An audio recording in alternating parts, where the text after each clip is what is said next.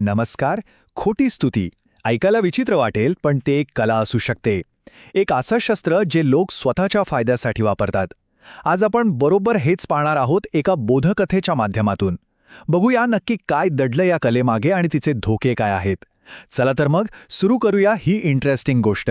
तर गोष्टीची सुरुवात होते दोन लोकांपासून, देवदत्त आणि कोकालिक. आता यांची कमाई करण्याची पद्धत म्हणजे जरा हटकेच होती. ते काय करायचे तर एकमेकांची जाहीरपणे अशी काही स्तुती करायचे की विचारायची सोय नाही, आणि तेही अशा गुणांची जे त्यांच्यात होतेच नाहीत. म्हणजे बघा, देवदत्त कोकालिकच्या हुशारीचे गोडवे गायचा आणि कोकालिक देवदत्तच्या राजघराण्यातील असण्याचा गवगवा करायचा, आणि या अशा एकमेकांच्या कौतुकाच्या खेळातूनच त्यांचं पोट चालत होतं. आता साहजिकच आहे, असं वागणं काही फार काळ लपून राहत नाही.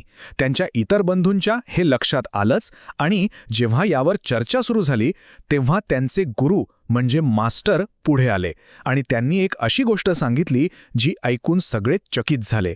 ते म्हणाले की यांची ही युक्ती काही आजची नाहीये. आणि हेच ते वाक्य होतं जे या पूर्ण गोष्टीला एक वेगळं वळण देतं. हे वाक्य आपल्याला घेऊन जातं एका खूप जुन्या काळातल्या गोष्टीत, जिथे आज घडणाऱ्या या घटनेचं मूळ लपलेलं आहे. चला तर मग जाऊया भूतकाळात. कल्पना करा, प्राचीन बनारस शहर आहे आणि तिथे आहे एक सुंदर शांत जांभळाची बाग. आपली मूळ कथा बरोबर इथेच सुरू होते. तर याच बागेत एका भुकेल्या कोल्ह्याची नजर पडते एका कावळ्यावर, जो झाडावर बसून आरामात जांभळं खातोय. आता कोल्ह्याला लागलेली भूक आणि त्याचा धूर्त स्वभाव हे दोन्ही एकत्र आले. त्याला ती फळं हवी होती, पण त्यासाठी कष्ट करायचे नव्हते. त्याला वापरायची होती युक्ती, आणि ती युक्ती होती खुशामत. आणि मग काय, खोट्या कौतुकाचा खेळ सुरू होतो. कोल्हा आपल्या शब्दांचं जाळं विणायला लागतो, एक असं जाळं ज्यात त्याला कावळ्याला अडकवायचं होतं. जरा ऐका तर, कोल्हा काय म्हणतोय. तो कावळ्याच्या त्या कर्कश आवाजाची तुलना करतोय चक्क मोराच्या गोड आवाजाशी. म्हणजे बघा, किती हुशारीने रचलेली स्तुती आहे ही, पण तितकीच खोटी. आता प्रश्न हा आहे की इतक्या गोड स्तुतीनंतर कावळा काय करणार? तो कसा प्रतिसाद देणार? कावळा तर या स्तुतीने इतका फुलून गेला की त्यानेही उत्तर द्यायचं ठरवलं.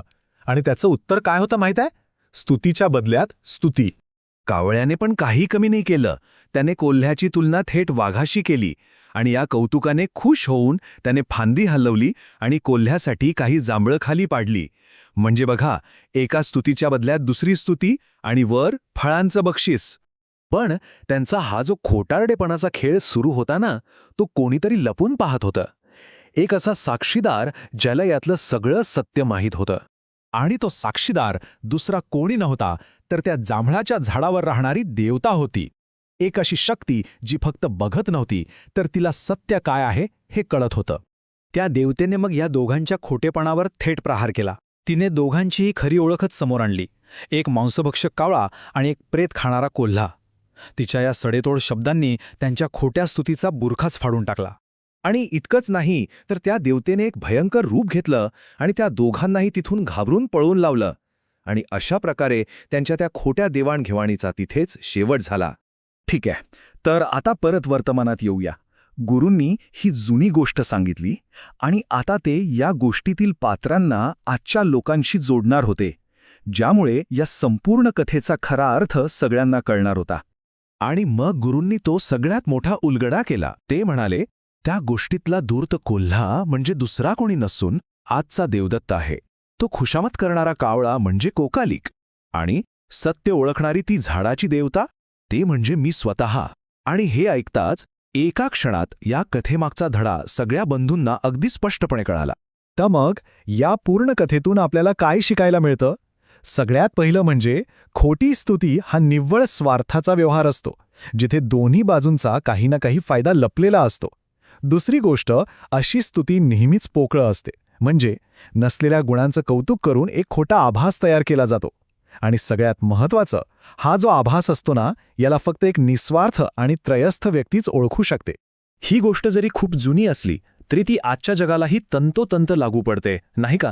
आणि जाता जाता एक प्रश्न नक्कीच मनात येतो की आजच्या जगात असे खोटारडे एकमेकांची खुशामत करताना आपल्याला कुठे कुठे दिसतात? जरा विचार करण्यासारखी गोष्ट आहे ही.